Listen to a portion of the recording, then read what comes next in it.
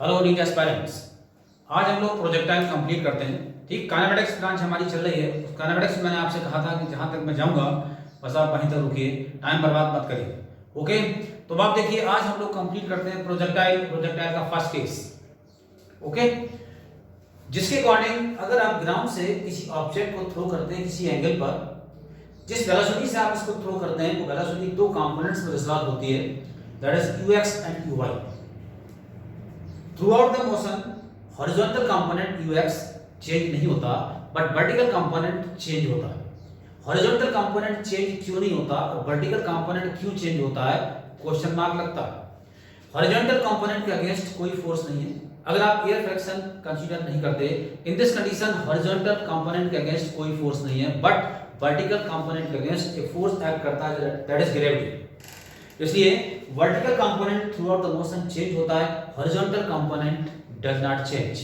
Clear? एक question यहीं से क्रिएट हो गया important. Through out the motion जब कोई ऑब्जेक्ट प्रोजेक्टाइल मोशन करता है तो उसमें हॉरिजॉन्टल कंपोनेंट चेंज नहीं होता। क्लियर? तो अब आप देखिए हॉरिजॉन्टल कंपोनेंट अगर आप निकालेंगे, किसी भी ऑब्जेक्ट को थीटा एंगल पर थ्रो किया गया है, इन this condition horizontal component ux is equal to u cos theta and vertical component uy is equal to u sin theta। अब इस ऑब्जेक्ट की कंडीशन ऐसी है जैसे कि आप किसी ऑब्जेक्ट को दो थ्रेड्स के थ्रू कनेक्ट कर लो। एक थ्रेड एक्स एक्सिस पे फोर्स अप्लाई कर रहा है, दूसरा वाई एक्सिस पे फोर्स अप्लाई कर रहा है। तो ये ऑब्जेक्ट ना तो एक्स एक्सिस पे जाएगा ना ही वाई एक्सिस पे जाएगा, एक्स और वाई एक्सिस के बीच एक प्लेन में मूव करता है, ये प्रोजेक्टाइल मोशन होती है। तो यहाँ पर वर्टिकल हाइट की रिस्पांसिबल होगा u sin थीटा और हॉरिजॉन्टल डिस्टेंस की रिस्पांसिबल होगा u cos थीटा। क्लियर? अब आफ्टर द टाइम t किसी भी एट एन इंस्टेंट ये ऑब्जेक्ट पहुंचता है इस पॉइंट पर। ठीक है, अब इस पॉइंट पर इसने जो हाइट कंसीडर की है, कवर की है, y कंसीडर कर लेते हैं। x एक्सिस का जो इसका मूवमेंट हुआ है, डिस्टेंस कवर अप हुआ वो x है। इन दिस कंडीशन अगर आपको ये x फाइंड आउट करना है, ये भी देखिए कॉन्सेप्ट क्यों पढ़ा रहा हूं, क्योंकि यहां पर कॉन्सेप्ट पर कुछ क्वेश्चन क्रिएट होते हैं, अदरवाइज का फार्मूला लेके चलता है। अब अगर आपको एट एन इंस्टेंट कोई भी ऑब्जेक्ट थ्रो किया गया है प्रोजेक्टाइल मोशन में और आपको at that instant horizontal distance पूछेंगे, तो हॉरिजॉन्टल एक्सिस पर यूनिफॉर्म मोशन कंसीडर होगी। जब हॉरिजॉन्टल एक्सिस पर यूनिफॉर्म मोशन कंसीडर होगी, इन दिस कंडीशन आप x फाइंड आउट करोगे directly. x is equal to u cos theta into time, x is equal to u cos theta into time। और at that instant अगर आपको time पूछेंगे तो time निकल के आएगा, अगर x गिवन है u cos theta, x upon u cos theta। First result आपके सामने आ चुका है। And after that at that instant अगर आपसे पूछे y क्या है, तो y निकालने के लिए आपको यूज करनी है नॉन यूनिफॉर्म मोशन। और नॉन यूनिफॉर्म मोशन के लिए अगेंस्ट ग्रेविटी इस ऑब्जेक्ट को आप कंसीडर करेंगे। जब अगेंस्ट ग्रेविटी आप ऑब्जेक्ट को कंसीडर करेंगे और यहां पर रिस्पांसिबल होगा vertical component u sin theta. Then second equation की हेल्प से अगर आपको y फाइंड आउट करना है, then y is equal to u sin theta into t minus half gt square. u sin theta into t minus half gt square अगर आप लिखते हैं t की value u sin theta into x upon u cos theta minus half g x square upon u square cos square theta. तो अब आप देखिए यहां पर जो आपके पास एक रिजल्ट आ गया important, x tan theta minus half g x square upon u square cos square theta. ये रिलेशन x और y में है और x और y में रिलेशन है, जो इक्वेशन है एक ट्रेजेक्टरी को रिप्रेजेंट करती है, that is parabola. Then the path followed by the projected body और the projectile is parabolic. Okay, path कैसा बनता है? पैराबोलिक। मैथमेटिकली जो पाथ है आपके सामने वो पैराबोलिक है। अब आपको प्रूव करने को तो नहीं आएगा, ऑब्जेक्टिव फॉर्म में आप जा रहे हैं। ठीक है, तो x और y का एक इंपॉर्टेंट रिलेशन आपको मिल चुका है। ठीक है, इस पॉइंट पर x और y का रिलेशन क्या होगा? x tan theta minus half g x square upon u square cos square theta. इसमें थीटा इनिशियल एंगल है, इस एंगल पर आपने किसी भी ऑब्जेक्ट को थ्रो किया। एंड आफ्टर दैट अगर आपको इसमें फाइंड आउट करना है flight time, horizontal range and vertical height, मैं डायरेक्ट लिखता हूं क्योंकि आप नीट के बच्चे हैं, ठीक है। तो फॉर्मूला ड्राइव करने की अब यहां ज्यादा जरूरत नहीं है। ये ट्रेजेक्टरी मैंने क्यों बनाई है, उसके किसी रीजन है, इंफॉर्मेशन आपको देनी थी कि एक्स एक्सिस पर यूनिफॉर्म मोशन है और बाई एक्सिस पर नॉन यूनिफॉर्म मोशन कंसीडर होती है। तो जो भी कॉन्सेप्ट आपको निकालने हैं उसमें एक्स एक्सिस के लिए uniform motion and y axis के लिए नॉन यूनिफॉर्म मोशन कंसीडर करना, ओके। अब अगर फ्लाइट टाइम फाइंड आउट करना है तो flight time that is t is equal to, direct लिख रहा हूं, 2u sin theta upon g। आपको निकालना है horizontal range r is equal to u square upon g sin 2 theta. एक बार रिपीट मार दो, r मैक्सिमम होगा, r maximum is equal to u square upon g, और वो कब होगा, जब थीटा कितना होगा 45, थीटा 45 होगा। अगर आप किसी प्रोजेक्टाइल को प्रोजेक्टेड करते हैं 45 डिग्री पर, इन दिस कंडीशन रेंज मैक्सिमम होती है। और मैक्सिमम रेंज का फॉर्मूला अगर आपको कहीं यूज करना है मैथमेटिकली तो आप यूज करेंगे u square upon g। Question में अगर मैक्सिमम रेंज पूछेंगे तो u square upon g, theta अपनी मैक्सिमम वैल्यू साइन के साथ देता है 90 डिग्री पर, और उसमें जब थीटा 45 यहां पुट करोगे तो साइन 90 में कन्वर्ट होगा। अब जब साइन 90 में कन्वर्ट होगा तो sine 90 maximum, in this condition r is maximum. इसीलिए कहीं कोई क्वेश्चन देखे javelin throw, discus throw, long jump, कोई भी थ्रो अगर होती है, अगर वो 45 डिग्री एंगल पर होती है तो रेंज मैक्सिमम मिलती है। इसलिए किसी भी थ्रो के लिए मैक्सिमम रेंज लानी है तो आपको एंगल यूज करना पड़ेगा 45 degree, okay. Second important question by the trajectory is, अगर आप किसी ऑब्जेक्ट को थ्रो करते हैं थीटा पर और 90 माइनस थीटा पर, थीटा और 90 माइनस थीटा पर रेंज सेम होती है। अब आपको कैसे उलझाएंगे, एक एंगल दिया 20 डिग्री, ठीक है, एक एंगल दिया 20 डिग्री, अब 90 में से 20 माइनस किया तो 70 डिग्री। अब आपसे कहा कि projectile is fired eight angle of 20 degree, another projectile is fired at the angle of 70 degree, find the ratio of the range.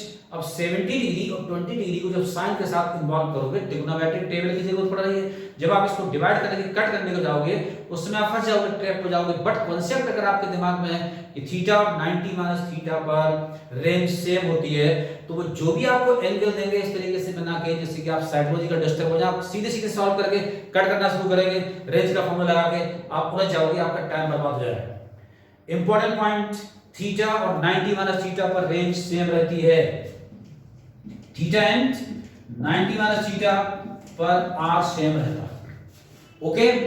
इसी के थ्रू मैं आपको क्वेश्चन बता रहा हूं। क्वेश्चन कहीं जगह ऐसा होता है कि कॉन्सेप्ट के थ्रू क्वेश्चन पर जाया जाता है, और कई बार ऐसा होता है कि कॉन्सेप्ट क्लियर करने के लिए क्वेश्चंस करने जरूरी होते हैं, ठीक। अब कॉन्सेप्ट से ही अगर हमारे क्वेश्चन क्लियर हो रहे हैं, क्वेश्चन हो जा रहे हैं, तो हमें ज्यादा क्वेश्चन करने की जरूरत नहीं होती है, ओके। फॉर अब आप देखिए आगे बढ़ते हैं, जिसके अकॉर्डिंग अगर आपको रेंज का फार्मूला आ गया, टाइम का फार्मूला आ गया, फ्लाइट टाइम का, अगर आपसे कहा जाए हाइट फाइंड आउट करिए तो हाइट का फार्मूला मैं आपके सामने लिखता हूं, u square upon 2g sin square theta. Height that is maximum height h is equal to u square upon 2g sin square theta. ये फार्मूला आ चुका है किसका, हाइट का। अब यहां पर एक क्वेश्चन क्रिएट होता है, यहां पर एक क्वेश्चन क्रिएट होता है जिसको अगर आप ध्यान से इस लेक्चर को सुन लेंगे तो वो क्वेश्चन आपके क्लियर हो जाएंगे और आपको न्यूमेरिकल फॉर्म में देखेंगे, आप तुरंत समझ जाओगे। अगर आप किसी ऑब्जेक्ट, क्वेश्चन बोल रहा हूं मैं आपको, repeated question in the medical exam, if the object is throwing at an angle of 30 degree, 45 degree, 60 degree, कोई भी एंगल आपके सामने होगा, with the initial velocity u, initial velocity u 40, 50, 60 कुछ भी हो सकती है। What will be the velocity of the projectile at the top point of the trajectory? Top point पर velocity क्या होगी ट्रेजेक्टरी के, क्वेश्चन क्रिएट हुआ। टॉप पॉइंट पर क्या होता है, मैंने आपसे कहा जैसे ही प्रोजेक्टाइल ऊपर उठना लिफ्ट करेगा उस कंडीशन में ये जो कंपोनेंट ux है चेंज नहीं होगा, वर्टिकल कंपोनेंट डिक्रीज होना शुरू हो जाएगा। टॉप पॉइंट पर वर्टिकल कंपोनेंट 0 हो जाएगा, बट हॉरिजॉन्टल कंपोनेंट वही रहेगा जो इनिशियल पॉइंट पर था। जिस पॉइंट पर वर्टिकल कंपोनेंट 0 हो जाएगा ये ऑब्जेक्ट गिरना स्टार्ट हो जाएगा। तो टॉप पॉइंट पर अगर आपसे पूछेंगे वेलोसिटी क्या होगी, तो टॉप पॉइंट पर सिर्फ और सिर्फ कंपोनेंट बचता है ux, दैट इज अगर आपसे पूछेंगे वेलोसिटी क्या होगी तो ux u cos थीटा और ये ux है यही इस पॉइंट पर bx कहलाएगा। अगर हम आपसे यहां bx पूछें तो कितना होगा ux that is u cos theta. अगर हम यहां पे पूछें bx कितना होगा that is ux u cos theta. But अगर आपसे यहां पूछेंगे कि by कितना होगा डिफर होगा। अगर हम यहां पे पूछेंगे by कितना होगा डिफर होगा। जब भी आप by फाइंड आउट करोगे आप अगेंस्ट ग्रेविटी कॉन्सेप्ट यूज करोगे नॉन यूनिफॉर्म मोशन के। बट कहीं भी आपको by फाइंड आउट करना है वो bx फाइंड आउट करना है किसी भी मोमेंट पर इन दिस कंडीशन वो चेंज नहीं होगा। ये एक इंपॉर्टेंट इंफॉर्मेशन है ठीक। इसको आप रोक के रखिए कुछ क्वेश्चन आपको ऑब्जेक्टिव मिलेंगे आप इन्हीं से सॉल्व कर डालो ठीक। उसके बाद देन अभी मैंने आपसे कहा कि अगर काइनेटिक एनर्जी का रेशियो आपसे पूछें what will be the kinetic energy what will be the ratio of the kinetic energy at the initial point to the top point of the trajectory of the projectile clear। initial point पर kinetic energy k1 half mu square u जो भी given है मास किसी भी object का नहीं given है ठीक है आप m कंसीडर करिए।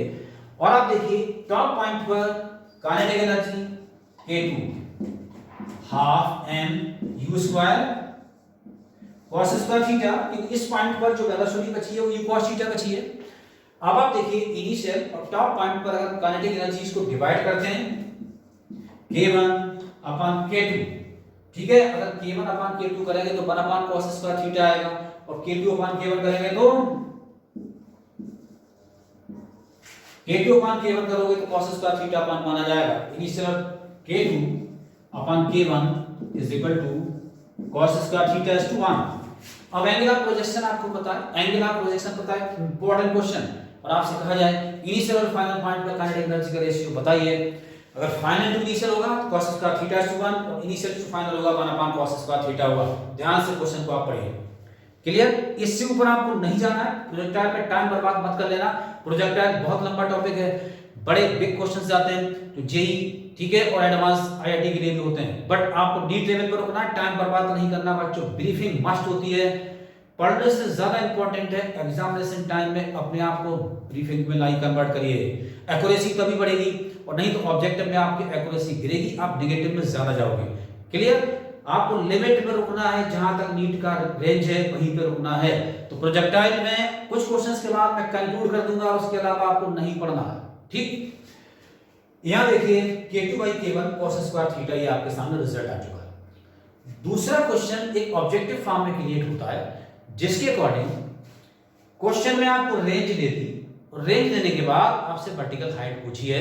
रेंज गिवन है डायरेक्ट फॉर्मूला बेस नहीं आता रेंज गिवन है वर्टिकल हाइट पूछी है।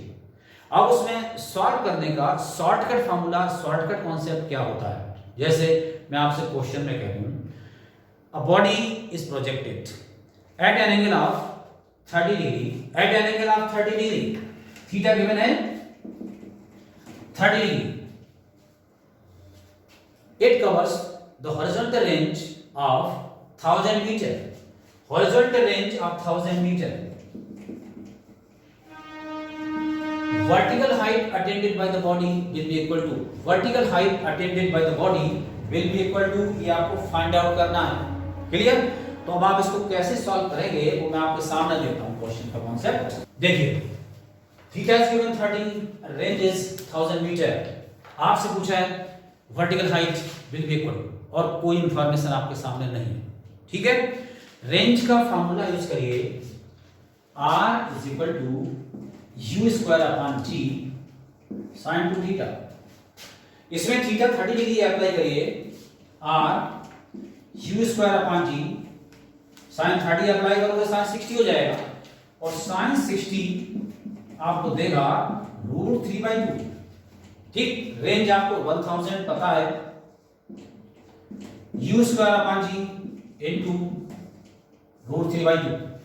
अब आप देखिए यहां आप u निकालने मत बैठ जाइए आपने u एवेलुएट किया और आप गए सीधे सीधे यहां से उठाइए ये 2000 हो जाएगा u square upon g is equal to 2000/√3। इस रिजल्ट को यहीं छोड़ते हैं।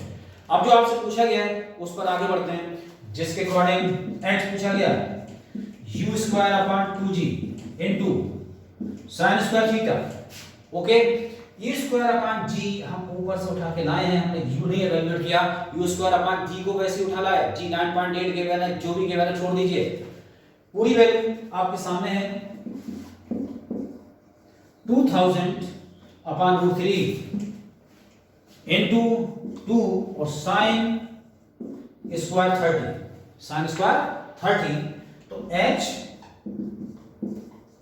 2000 by 2 root 3 into sine square 30 का मतलब 1/4। ठीक है, अब आप 8 से कट करिए 2000 को, तो ये आंसर आ चुका है 250 बाई रूट 3 मीटर। ठीक, 250 बाई रूट 3 मीटर रेंज आ चुकी है, हाइट आ चुकी है। इसका उल्टा क्वेश्चन क्रिएट होता है, हाइट इज गिवन दिस, ठीक है, object is projected with this angle, find range. क्या करना है, हाइट का फार्मूला अप्लाई करिए और यू स्क्वायर अपॉन जी को पूरा उठा के ले जाइए और उसके बाद रेंज में पुट कर दीजिए, रेंज की वैल्यू मिल जाएगी। तो ऑब्जेक्टिव क्वेश्चन को सॉल्व करने के लिए आपने शॉर्टकट कौन सा यूज करना है, ये भी बहुत इंपॉर्टेंट होता है। ठीक, अदरवाइज टाइम मैनेजमेंट नहीं हो पाएगा, स्पेशली इन फिजिक्स जहां पर कैलकुलेशन की बात आती है। क्लियर, ये क्वेश्चन आपका क्रिएट ये होता है। ठीक, नेक्स्ट इंपॉर्टेंट क्वेश्चन जिसके अकॉर्डिंग अगर आप किसी ऑब्जेक्ट को थ्रो करते हैं इनिशियल पॉइंट पर with initial velocity 2i + 3j, initial velocity 2i + 3j से इस पॉइंट पर आप इसको थ्रो करते हैं, जब ये ग्राउंड पर हिट करती है उस समय इसकी वेलोसिटी क्या होगी, उस समय इसकी वेलोसिटी क्या होगी। ओके, आपको पता है ये हॉरिजॉन्टल कंपोनेंट पर कोई इफेक्ट नहीं आएगा, सिर्फ और सिर्फ वर्टिकल कंपोनेंट इफेक्टेड होता है। इसकी डायरेक्शन रिवर्स हो चुकी है और यहां पर ये जो वेलोसिटी होगी ये हो जाएगी 2i - 3j। इंपॉर्टेंट क्वेश्चन, अगर आपने थ्रो किया है 2i + 2j से, किस वेलोसिटी से ये हिट करेगा ग्राउंड को, दैट इज 2i - 3j।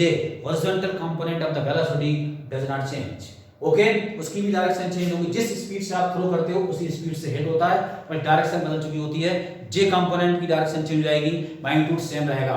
ये क्वेश्चन आपके सामने ही आता है। ओके बच्चों, अब आप देखिए इस ट्रेजेक्टरी के थ्रू मैंने आपको सबसे पहले थीटा और 90 - थीटा पर रेंज सेम होती है। जब आप इनिशियल पॉइंट पर थ्रो करते हैं, जब ये फाइनल पॉइंट पहुंचती है, वेलोसिटी सेम होती है, डायरेक्शन डिफर होती है, इसमें जे कंपोनेंट चेंज होता है। तो यहां पर एक क्वेश्चन मैंने ट्रेजेक्टरी के थ्रू आपको बता दिया। सेकंड क्वेश्चन के अकॉर्डिंग, इसके बाद जो क्वेश्चन आता है उसके अकॉर्डिंग आप देखिए कि अगर किसी ऑब्जेक्ट को आपने थ्रो किया, ठीक, किसी भी सर्टेन वेलोसिटी से और किसी एंगल पर, एंगल के बिना क्वेश्चन, एक पिलर है, ये ऑब्जेक्ट उसको टच करते हुए चला जाता है, पिलर को टच करते हुए चला जाता है ऑब्जेक्ट। अब पिलर की हाइट आपको पता है और रेंज आपसे, पिलर की हाइट आपको पता है। उसके बाद मैंने आपसे पूछे कि हमने ये प्रोजेक्टाइल थ्रो कहां से किया, किस पॉइंट से थ्रो किया है, पिलर की इनिशियल पॉइंट से डिस्टेंस क्या होगी। दोबारा सुनिए, किसी भी ऑब्जेक्ट को आपने थ्रो किया, ये एक पिलर को टच करता हुआ निकल जाता है। ठीक है, अब आपसे कहा गया कि इनिशियल पॉइंट से पिलर की डिस्टेंस क्या है, आप पूरी रेंज निकाल दी। अगर इसको टच करता हुआ गया है, इसका मतलब ये सेंटर पर है प्रोजेक्टाइल के, और जब सेंटर पर है तो उस कंडीशन में क्या करना है, उस कंडीशन में आप सीधे सीधे रेंज निकालिए, उसको आधा कर दीजिए, तो पिलर से लेके इनिशियल पॉइंट तक की डिस्टेंस आपको मिल जाएगी। रेंज का फार्मूला आपके सामने है, that is equal to u square upon g sin 2θ। ठीक, उससे जो वैल्यू आएगी उसको हाफ कर दीजिए, तो ये पिलर और इनिशियल पॉइंट की डिस्टेंस आपको मिल जाएगी। बेसिक से क्वेश्चंस होते हैं, ट्रेजेक्टरी बिल्कुल क्लियर आपके दिमाग में होनी चाहिए और कॉन्सेप्ट आपको पता होनी चाहिए। ओके बच्चे, ठीक, समझ में आ गया। नेक्स्ट क्वेश्चन अगर हो सकता है इस टाइप से कि अगर हम किसी प्रोजेक्टाइल को किसी एक प्लैनेट पर थ्रो करते हैं with the velocity 5 metre per second, okay, an acceleration due to gravity at the planet is given 9.8 metre per second square. If the projectile is throwing at the another planet with the velocity 3 meter per second, right?